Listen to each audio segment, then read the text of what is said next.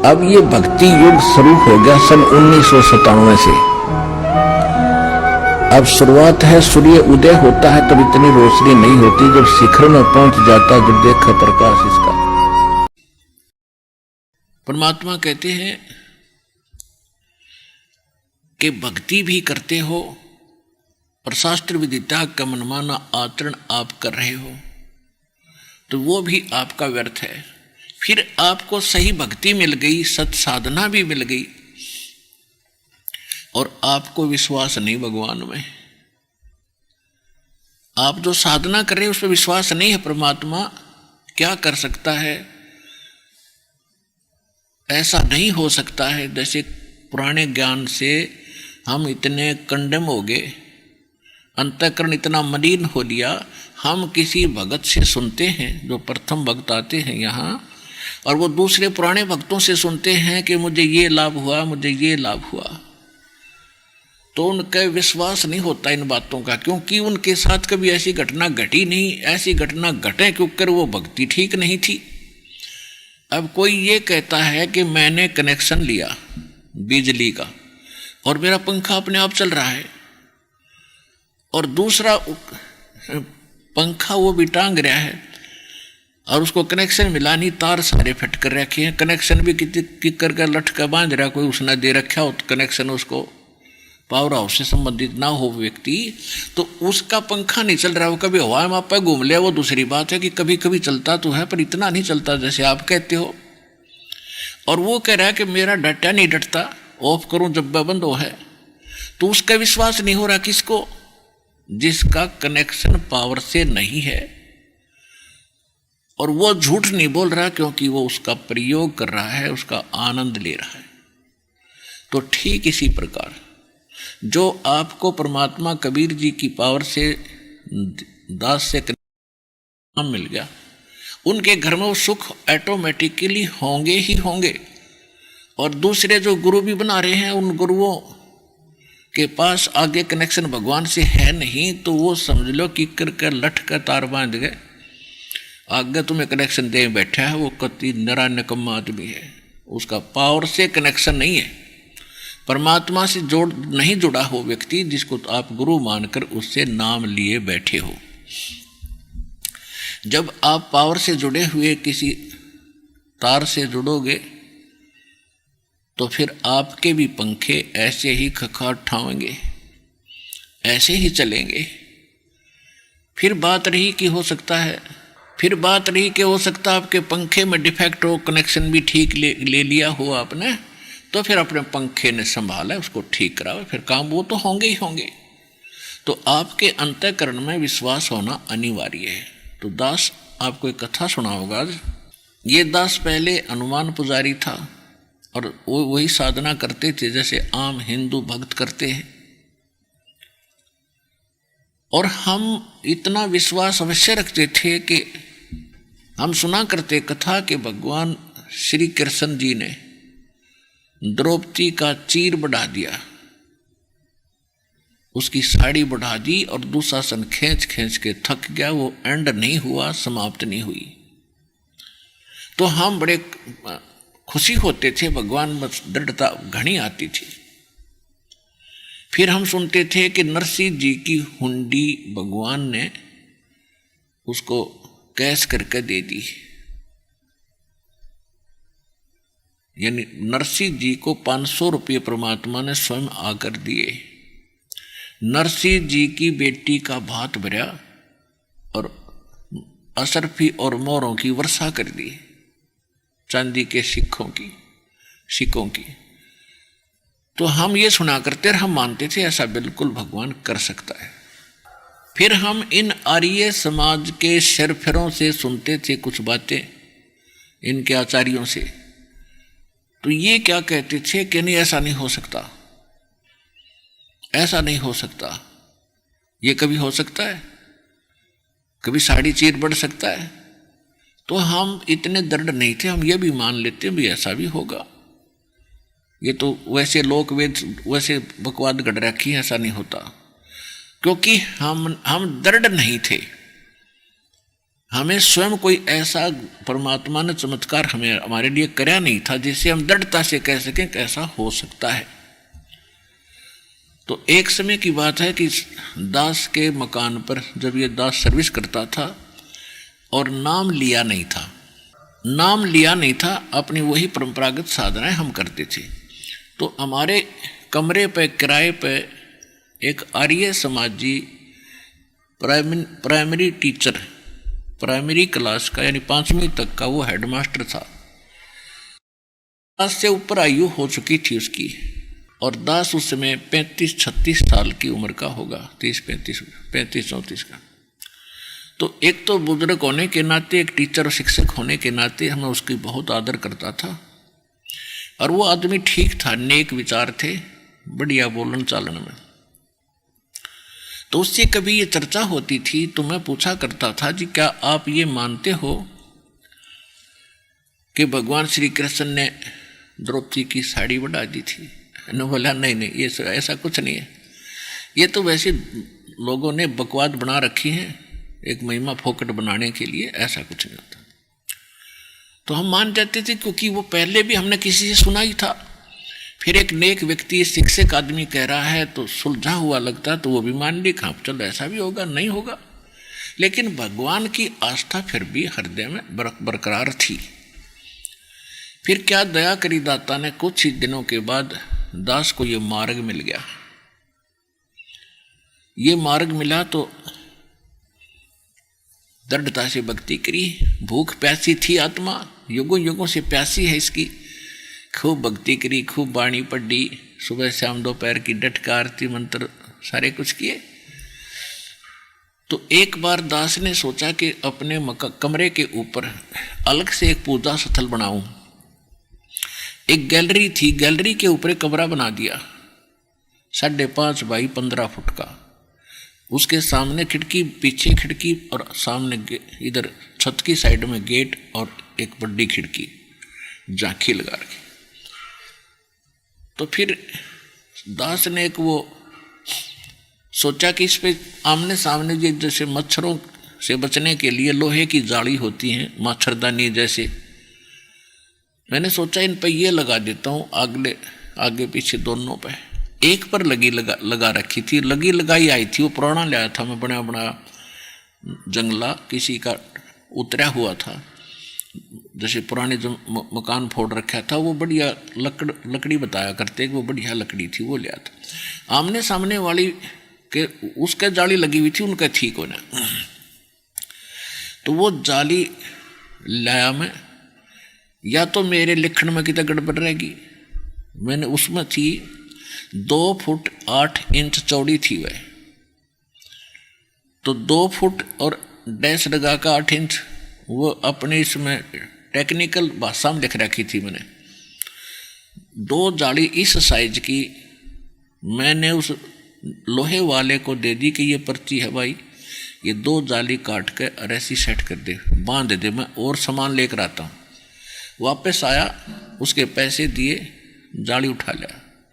तो मैंने घर आकर के बच्चे से बड़ा लड़का छोटी सी उम्र का था, 12-13 साल का, एक किराएदार था, वो 20-25 वर्ष का था, अन्य कोई किराएदार, उन दोनों से कहा, वो अच्छा भक्त था, सेवा करता था, कि ये दोनों जाली लगा दो इन दोनों के जंगलों पर। उन्होंने सीढ़ी साढ़ी ला कर जुगाड़ जोड़ के और वो जाली लगाने लगे। वो जाली लगाने लगे तो उन्होंने कहा, जी ये तो छोटी है।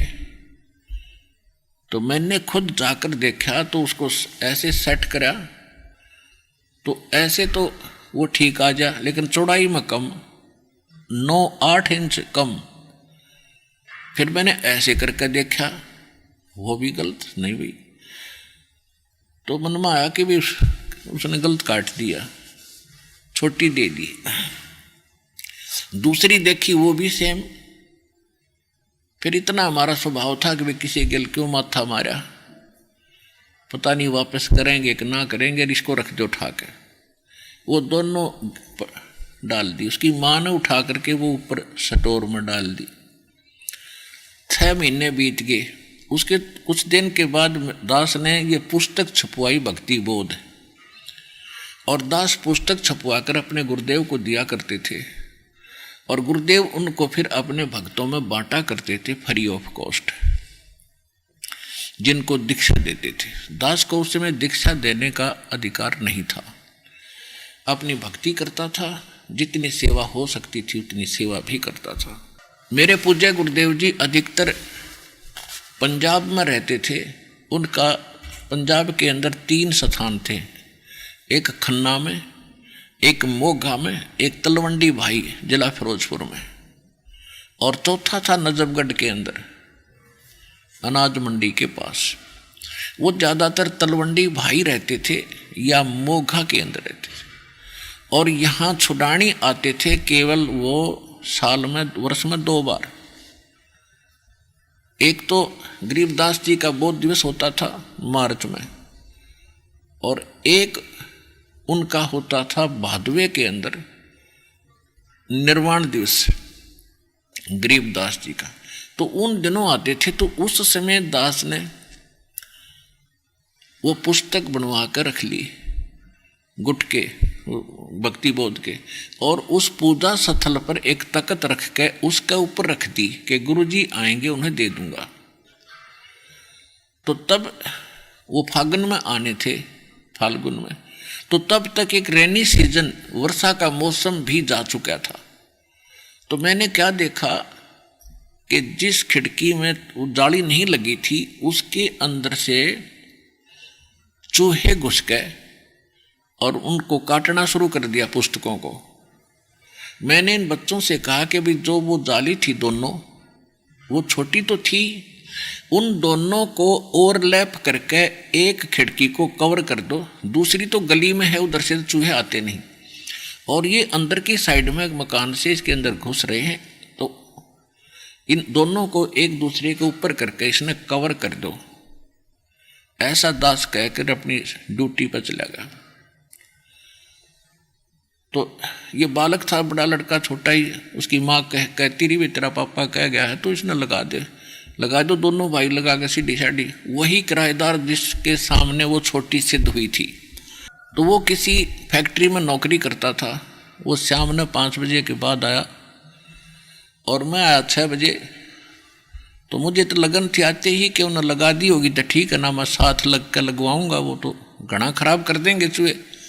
मैंने आकर देखा खिड़की लगा रखी जाली, और एक जाली वहीं पड़ी नीचे जहाँ वो लगा रहे थे, वहीं पर नीचे, और वो खेलने चले गए। मैंने इनकी माँ से पूछा कि ये जाली बदलवा लाए क्या ये बच्चे?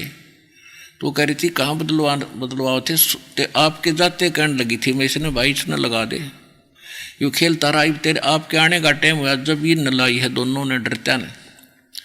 अब मैंने उतार कर दिए स्टोर से चौकी। तो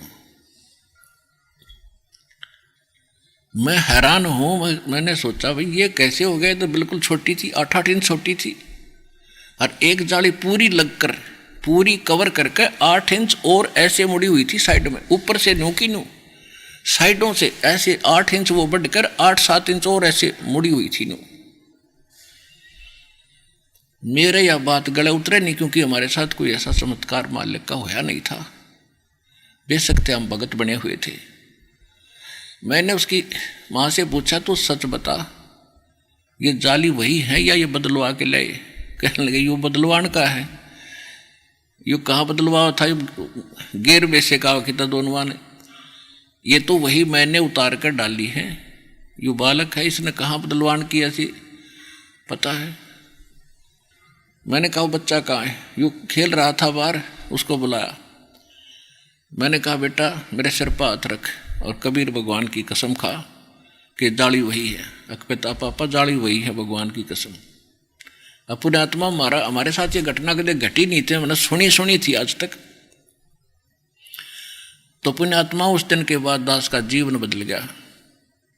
सतकुर जो चावे सो कर ही, 14 कोट दूत जम डर ही, ऊत भूत जम त्रास निवार, चित्रगुप्त के कागज पाड़। तो फिर उस किराएदार से पूछा मैंने कि भी सच्ची बताओ कि जी अभी आंटी ने उतार कर दी थी स्टोर से, हम दोनों लगाई है। मैंने उनसे कहा कि भाई ये छोटी नहीं थी जब तुम लगा रहे थे? तब उसको याद आया, कहाँ ये तो छोटी थी।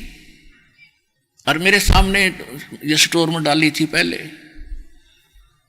तो कह रहे तो आश्चर्य हो गया। मैं बोला बेटा मुझे मालूम है क्या हो गया। तो फिर दास को इतना दृढ़ विश्वास हुआ और उसका ये प्रतिफल ये हुआ, यू बाग लाग गया भगवान का। जब तक हम डगमग है, विश्वास नहीं होगा तो हम भक्ति भी नहीं कर सकते। कोई ना कोई हमें डगमग करके हमारी भक्ति और रास्ते का नाश कर देगा। तो फिर जो लगन लगी इस दास के, अब चाहे कोई सारा देश न्यू का भगवान न्यू नहीं कर सकता, दास नहीं मान सकता, भगवान ना नहीं, फिर वो कुछ कर ही नहीं सकता, तो वो तो नकली आदमी है।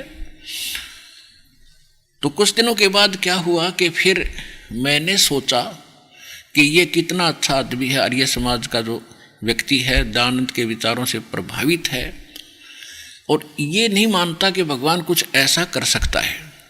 तो ये बहुत अच्छा आदमी है, मेरी बात ने जरूर मानेगा, क्योंकि मैं कोई लटोटर करनिया ना, मैं कोई दुनिया को ठगने वाला नहीं ना, कोई जब तक उपदेश देने का भी आदेश था, कोई ने सोचा लालच में कर रहा होगा, तो इसको मेरी बात का विश्वास होगा। और कोई मैं अनएजुकेटेड नहीं, जूनियर इंजीनियर की पोस्ट थोड़ा बहुत पढ़ा भी हूँ, तो मेरी बात शायद यूँ जरूर मानेगा।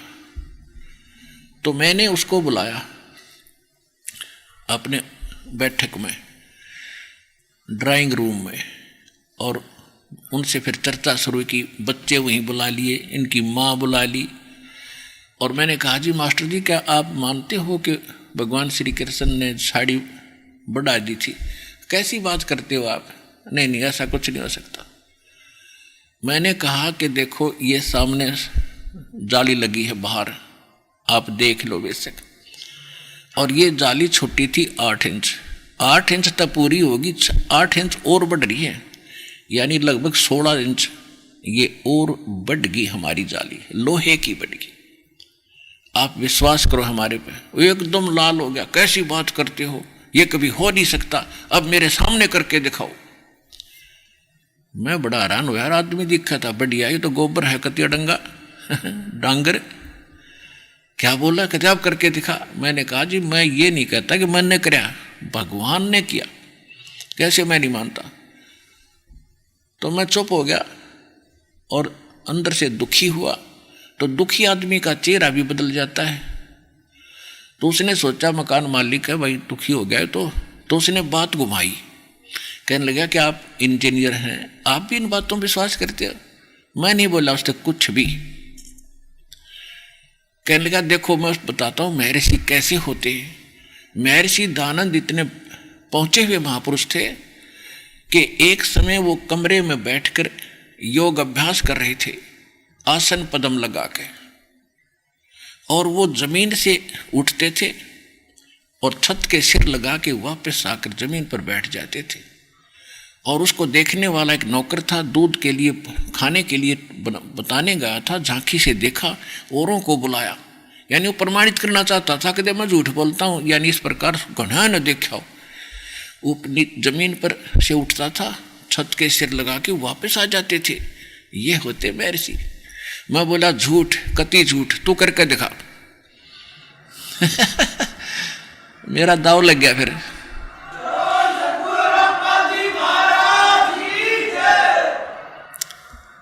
उसका पसीने आगे ने बोला तो ये कबीर पंथियों ने आपको घड़ा छाना बना दिया, जवाब देने लग गया। मैं जवाब देने नहीं लग गया, मेरे साथ बीत गई, इसलिए आज मैं आपके सामने कहना पड़ा कि आप गलत मिसगाइडेड हो। जब भगवान कुछ कर ही नहीं सकता फिर तेरे मेरे जैसा होगा, फिर पूजा की क्या हो सकता है? वो परमात्मा सब कुछ कर सकता है। तो कहते हैं क्या होते हरि नाम से जो मन में नहीं विश्वास। भक्ति से क्या होगा जब विश्वास नहीं कि परमात्मा कुछ कर सकता है। एक समय एक नगरी के बाहर जंगल में एक तो 40 वर्ष से साधक साधना कर रहा था, बड़ी बड़ी दाढ़ी जटा, बड़ा सुप्रसिद्ध था उस क्षेत्र में। और एक अभी युवा बालक था 30-35 साल का, 4 वर्ष 5 वर्ष से वो साधना कर रहा था दूसरी साइड में जंगल में झोंपड़ी बना के। एक देवदूत आता था भगवान के दरबार से और वो उन दोनों से मिलकर डेली जाता था, चर्चा करते थे भगवान की, तो बड़ा अच्छा समय उनका व्यतीत हो रहा था। एक दिन उस देवदूत ने परमात्मा भगवान से कहा कि भगवान आपके बड़े भक्त हैं वहाँ पर एक नगर में, बहुत ही आपका गुणगान करते हैं, आप पर न्योछावर हैं। तो भगवान ने कहा कि उन दोनों में से एक भक्त है, एक तो नकली आदमी है। वो देवदूत ने सोचा वो बच्चा भी लगा है छोटी उम्र का, वो उसके बारे में भगवान कह रहे होंगे। तो देवदूत ने कहा कि वो ना जो अभी 3-4 वर्ष से भक्ति पर लगा है वो अभी बालक है। तो भगवान बोले नहीं, जो 40 वर्ष से लग रहा है ना वो निकम्मा नकली आदमी है। अब वो देवदूत भगवान के मुख की तरफ देख रहा है, तो भगवान भी जान गए कि इस देवदूत का या गला उतरी बात उतरी नहीं। तो परमात्मा ने यानी भगवान ने कहा कि क्या आपको विश्वास नहीं हुआ मेरी बात पर?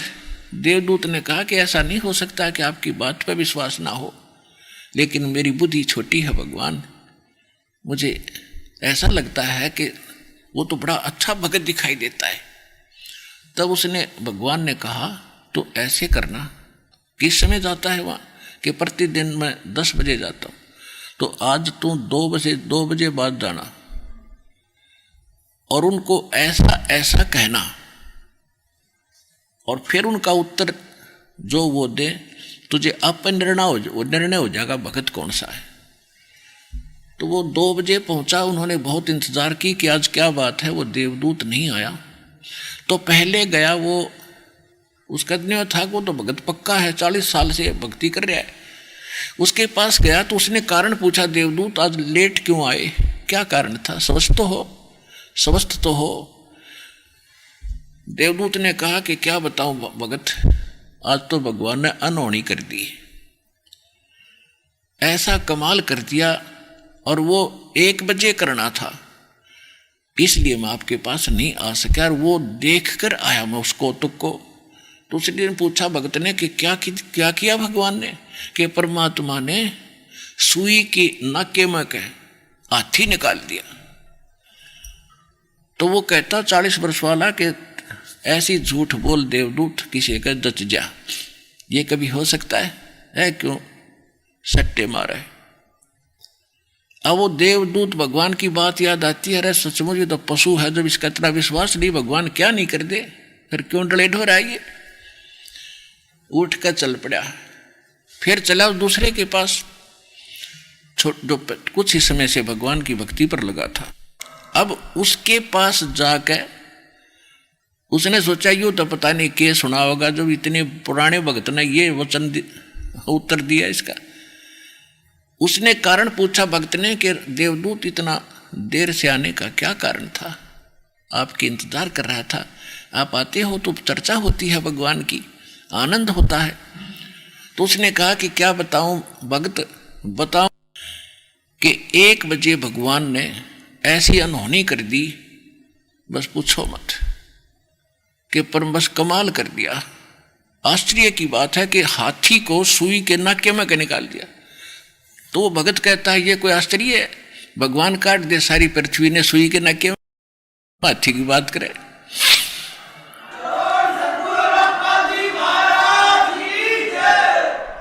वो देवदूत ने उस बच्चे को सीने से लगा दिया, धन है तेरे माता पिता जिनसे जन्म हुआ।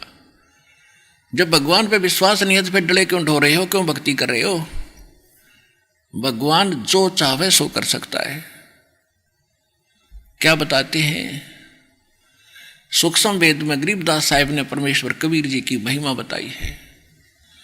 मौला थल से जल करे और जल से थल कर देत, साहेब तेरी साहेबी श्याम कहूं के श्वेत।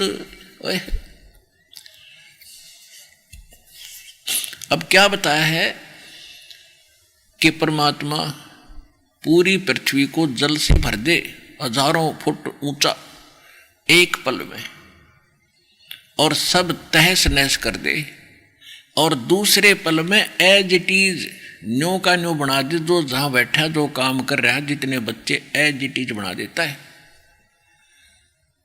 तो कहते हैं परमात्मा तने भला कहूं या बुरा कहूं। एक भक्त था, अपने आत्माओं परमात्मा प्रत्येक युग में आते हैं और अच्छी आत्माओं को मिलते हैं। उनका विधान आपको वेदों से प्रमाणित भी दास ने कर दिया। तो हम क्या करते हैं, हम पूरा ज्ञान ना समझ के फिर नाम नूम लेकर फिर अपनी धुन से लगे रहते हैं, तो वो भी हमारी कमजोरी होती है। क्योंकि जैसे एक ग्राउंड है खेलने का, बच्चे जिसमें मैच खेलते हैं और उसकी कुछ मर्यादा बना रखी है कि इससे बाहर नहीं जाना चाहिए आपने। उसे बाहर जाते तो हम फाउल ही खेल रहे हैं, चाहे कितने किलोमीटर उतनी कबड्डी कबड्डी करते अंडे जाओ, वहां लाभ आपको मिलेगा नहीं। वो तो उसी में करना जो कुछ करना आपने, तो मर्यादा के अंदर रहना चाहिए। फिर भी परमात्मा ने ये भक्ति बनाए रखने के लिए साधु अपने भक्त प्रत्येक युग में ये मंत्र दिए प्रथम, और उनकी उन्होंने डट के भक्ति करी, क्योंकि वो श्रद्धालु और उसी के लिए निकले थे घर से। तो उन्होंने खूब भक्ति की, उनसे सिद्धियां भी साथ इसमें पैरेलल आ जाती हैं। कबीर सूक्ष्म वेद में लिखा है कि शब्द महल में सिद्धि 24 और हंस बिछोड़े विश्व बीसा। हमारे इस मंत्र के अंदर 24 सिद्धियां आ जाएंगी, और यहाँ के भगत और संत तो एक आधी सिद्धि प्राप्त करके हल्दी की गांठ प्राप्त करके पंसारी बन जाते हैं। तो ये सिद्धि आपको बर्बाद कर देंगी, इन सिद्धियों की आवश्यकता नहीं है। एक समय एक सिद्ध पुरुष के 2 शिष्य थे और उसने बता रखा था कि तुम ऐसी साधना करो, ऐसी साधना करने से तुम्हें सिद्धियां प्राप्त होंगी और जगत में तुम्हारी महिमा हो जाएगी। और जब घर से निकलने के बाद साधु संत जो बन रहे हैं नकली, इन रोटी का रोला गणा रहे कि तुम्हें टूक मिलता रहेगा, उस सिद्ध लास्ट में यही फाइनल कर लेते हैं, उस सिद्ध की मृत्यु होगी। और वो 2 चेले थे तो कई जने 2 मित्र थे, उनमें से आपस में आश्रम में रहते थे। उनकी मृत्यु के बाद वो जंगलों में चले गए अलग अलग दिशा को, कि वे गुरु जी ने जो साधना बताई है डट कर भक्ति करेंगे और सिद्धियां प्राप्त करेंगे। तो उनमें से एक भगत को परमात्मा कबीर जी का सत्संग सुनने को मिल गया, जो श्रद्धालु था, उस सिद्ध का शिष्य था। और परमात्मा ने फिर बात बताई, भाई ये सिद्धि तो ऐसी है, सारा जीवन तो इन मंत्रों को जाप करके सिद्धियां प्राप्त करते हैं, फिर ये सिद्धि कुछ दिनों के बाद समाप्त हो जाती है। दुनिया में प्रभुता तो अवश्य बन जाती है, लेकिन आपका जीवन नाश हो जाता है। जैसे आप देखते हो वर्षा के मौसम में चींटियां होती, पंखों वाली कीड़ी निकलाती हैं, और वो पहले भी वहाँ जो आम चींटियों में वो भगवान बनी बैठी थी, क्योंकि वो तो पंख वाली थी, आकाश में उड़ जाती थी। आम चींटी तेनों समझती है तो भगवान तो मिलकर आती होंगी, जब पता नहीं कहाँ उड़कर चली जाती हैं। वर्षा के मौसम में जब वो चींटियां बाहर निकलती हैं, गर्मी महसूस होती है अंदर, तो बाहर वो क्या देखते हैं, दीपक या कोई लैंप बल्ब ट्यूब, उसके चारों तरफ टक्कर मारती रहती हैं, और कुछ देर घंटे के बाद उनकी वो सारी पंख टूट जाती है और फिर वो जमीन पर गिरकर रेंग रही होती हैं आम कीड़ी की तरह। यानी वो पंख टूटने के बाद वो चींटी की चींटी है, पहले भी चींटी ही थी, उनका भ्रम हो गया था, आकाश में उड़कर पता नहीं के पा लिया। ऐसे ही ये सिद्ध पुरुष है जो सिद्धियां प्राप्त कर लेते हैं, तो आम जनसाधारण से ऐसा लगता है तो वह भगवान से मिलाए होंगे। एक सिद्धि आकाश से उड़ जाई, एक सिद्धि जल पैर न लाई, एक सिद्धि कुछ खाव न पीवे, एक सिद्धि जो बहुत दुख दीवे, एक सिद्धि तन हंस नहीं आ रहा। एक सिद्धि ऐसी होती है शरीर को छोड़कर ये प्राणी निकल जाता है, पता नहीं कहाँ कहाँ घूम कर फिर वापस आ जाता है। एक सिद्धि ऐसी होती है जल के ऊपर ऐसे चलते हैं जैसे थल पर चलते हैं। तो उस भगत का यह बात समझ में आ गई कि यह तो बात बिगड़ गई भाई, बहुत गलत हो गया, मैं तो सिद्धि के लिए अब धक्के खा रहा हूँ। तो उस परमात्मा जब आए हुए थे कबीर जी, पता नहीं किस रूप में आ जाते हैं साधु, और फिर भक्तों को दीक्षा देते हैं, उनको चार्ज कर जाते हैं। तो उस भगत का वह बात समझ में आ गई और वो परमात्मा उनको, उसकी लगन देखकर उस भक्त ने, परमात्मा जब आए थे परमेश्वर, उस बच्चे की लगन देखकर, क्योंकि घर से निकला था, पहले सिद्ध का चेला हुआ, वहां डट कर भक्ति करी, फिर वहां जाकर भगवान की यथार्थ ज्ञान मिला, उस गुरु, परमात्मा गुरु रूप में बैठे थे, उस गुरु के प्रति बड़ी लगन श्रद्धा से उसने समर्पित भाव से भक्ति की। तो उस गुरु ने उस सिद्ध के शिष्य को आदेश दे दिया कि बेटा तू दीक्षा दिया करिए, अब कल के बाद मैं नहीं रहूंगा संसार में। तो परमात्मा अंतर्ध्यान हो गए। अब वो अपना, जैसे भी गुरुजी ने बताया था, वो मंत्र देने लगा और वो भक्ति करने लगा। एक दिन कोई समागम था इनका, वहां पर ये सभी साधु संत इकट्ठे हो गए। उधर से वो जो उसका जो चेला था और ना उसका साथी था, उस सिद्ध पुरुष का चेला जो सिद्धियों के लिए निकला था और ये भी सिद्धियों के लिए निकला था, ये दोनों इकट्ठे हो गए 12 वर्ष के बाद। 12 वर्ष के बाद जब दोनों मिले, कुशल मंगल पूछी, फिर पूछा भी आपने क्या पाया, आपने क्या प्राप्ति हुई। तो जो परमात्मा कबीर जी का शिष्य हो गया था वो कहने लगा भी मैंने तो सब कुछ पा लिया। तो दूसरा चेला जो उसका साथी था, सिद्ध का चेला, वो कहने लगा कोई करामात दिखा कि नहीं। साधु करामात नहीं दिखाते, और वो साधु निधि से करामात ना हो, यानी साधु चमत्कार नहीं दिखाते, परमात्मा का विधान है। और वो संत भी नहीं जिससे कोई चमत्कार ना हो। एक तो चमत्कार दिखाना ये होता, जा तेरा न्यू हो जाएगा, तेरा नाश हो जाएगा, साधु नहीं ऐसा कहेंगे। और वो संत ने जिससे चमत्कार ना हो। आप यहाँ देख रहे हो कितने चमत्कार होते हैं, दास नहीं कहता कि तेरा न्यू भगवान करेगा भाई, और सब कुछ हो रहा है, और वो चमत्कार दिखाते हैं बकवाद करके। तो कहने लगा भी नहीं, साधु चमत्कार नहीं दिखा करते। तो कहने लगा तैने क्या किया भाई, 12 वर्ष में कोई बात है, मैंने तो बहुत कुछ पा लिया। तो परमात्मा का कबीर जी का शिष्य हुआ था, उसने पूछा भाई के पाया आपने, बताइए क्या दिखाऊं। हक देखा, जिस दरिया के किनारे वो बैठे थे उस दरिया के ऊपर वो ऐसे चला गया जैसे थल पर जाते हैं, और जाके वापस आ गया। कहने लगा देखा मैंने क्या कमाई कर ली। और बोला खा कमाई कर ली 12 वर्ष में, 2 अन्य ही कमाई करी इतने। एक अन्य में किश्ती वाला परली साइड में छोड़ दिए, एक अन्य में उल्टा लिया हुआ है। 12 साल में 2 अन्य की कमाई करी इतने, जीवन नाश कर लिया। बोले अब एकदम वो सहम गया कि यह बात भी सच्ची है, किश्ती में बैठ के जा सके आदमी, क्या इससे तो कला टूट गया। तो वो बैठ गया उसके पास, फिर भाई बात क्या है और क्या करना चाहिए। कहने लगा भाई ऐसे ऐसे उसने सारा ज्ञान सुनाया।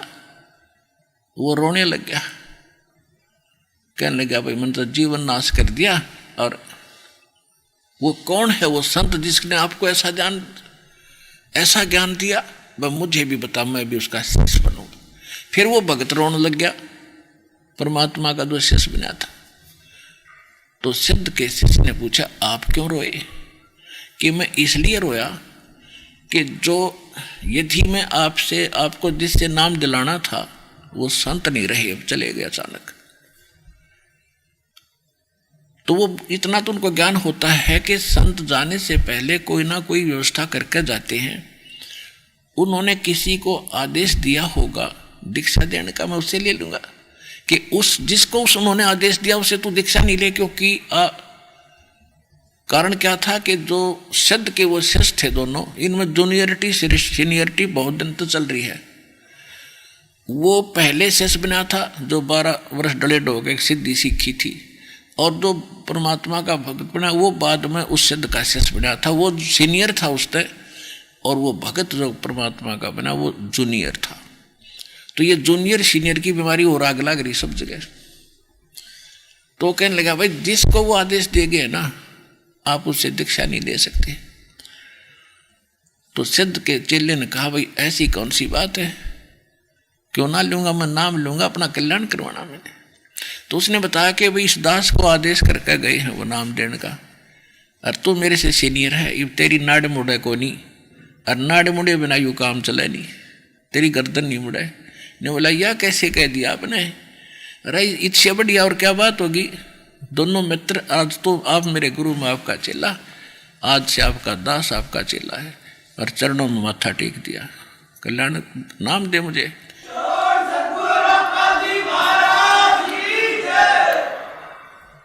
तो पुण्यात्माओं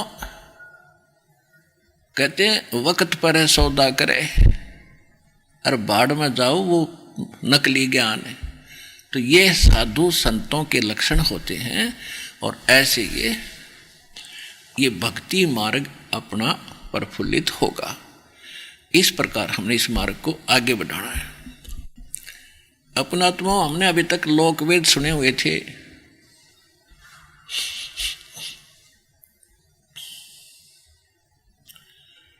और परमात्मा की महिमा से हम परिचित नहीं थे,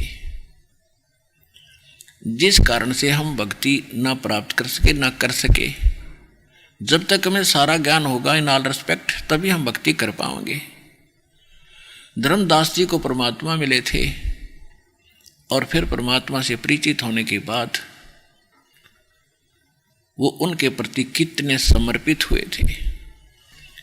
धन धन सतगुरु सत कबीर भगत की पीड़ मिटाने वाले। धन धन सतगुरु सत कबीर भगत की पीड़ मिटाने वाले, भक्त की पीड़ मिटाने वाले, भक्त की पीड़ मिटाने वाले। धन धन तो कबीर भगत की पीड़ मिटाने वाले। रहे नल नील यतन कर हार, तब सतगुरु से करी पुकार। रहे नल नील यतन कर हार, तब सतगुरु से करी पुकार। जा सतरेखा लखी अपार सिंधु पे सिला तिराने वाले। जा सतरेखा लिखी अपार सिंधु पे सिला तिराने वाले। धन धन सतगुरु सत कबीर भगत की पीड़ मिटाने वाले। सर्प ने डसी जब जा इंद्रमती, रही उकुलाए आपने तुरंत करी सहाय। बैरूली मंत्र सुनाने वाले, आपने तुरंत करी सहाय। बैरूली मंत्र सुनाने वाले। धन धन सतगुरु सत कबीर भगत की पीड़ मिटाने वाले। धन धन सतगुरु सत कबीर भगत की पीड़ मिटाने वाले। दामोदर सेठ के हों थे अकाज, अर्ज करी डूबता देख जहाज। दामोदर सेठ के हों थे अकाज, अर्ज करी डूबता देख जहाज। लाज मेरी रखियो गरीब नवाज, समुद्र से पार लंघाने वाले। लाज मेरी रखियो गरीब नवाज, समुद्र से पार लंघाने वाले। धन धन सतगुरु सत कबीर, धन धन सतगुरु सत कबीर भगत की पीर मिटाने वाले। कह कर जोड़ दीन धर्मदास दरस दे, पूर्ण करियो आस। कह दीन धर्मदास दरस दे, पूर्ण करियो आस। मेटियो जन्म मरण की तरास, सत पद प्राप्त कराने वाले। मेटियो जन्म मरण की तरास, सत पद प्राप्त कराने वाले। धन धन सतगुरु सत कबीर भगत की पीड़ मिटाने वाले। साथ साहेब